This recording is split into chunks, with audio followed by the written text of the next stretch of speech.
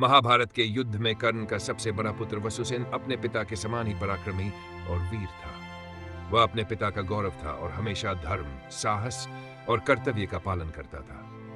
कुरुक्षेत्र के रणभूमि में वसुसेन ने अपने पिता की सेना का नेतृत्व किया और अपने शौर्य से शत्रु पक्ष को भयभीत कर दिया। युद्ध के 13वें दिन का उषाकाल था। दोनों पक्ष पूरी तैयारी में थे।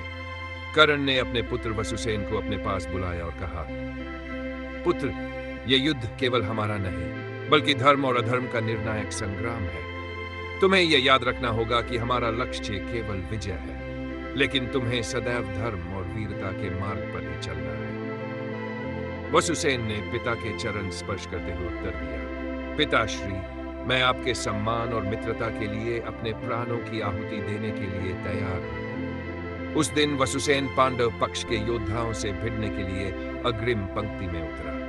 उसकी बहादुरी देखकर कौरव सेना उत्साहित हो गई। वसुसेन ने अपने बल से कई पांडव सैनिकों और सेनापतियों को परास्त किया। वह अर्जुन के पुत्र अभिमन्यु के समान ही युद्ध कौशल में निपुण था।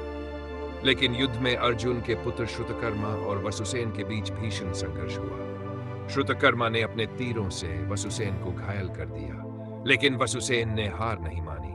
उसने श्रुतकर्मा को परास्त कर दिया।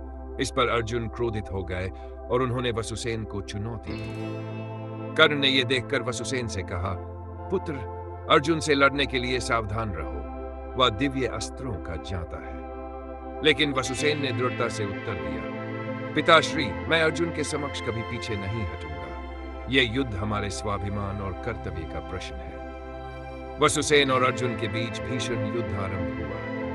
वसुसेन ने अपने युद्ध कौशल और साहस से अर्जुन को चुनौती दी। दोनों ओर के योद्धा इस युद्ध को आश्चर्य और भय के साथ देख रहे थे। वसुसेन ने कई बार अर्जुन को घातक प्रहारों से घायल किया, लेकिन अर्जुन ने अंततः पाशुपतास्त्र का प्रयोग किया। पाशुपतास्त्र का प्रहार वसुसेन के लिए घातक सिद्ध हुआ। वह अपने रथ से गिर पड़ा।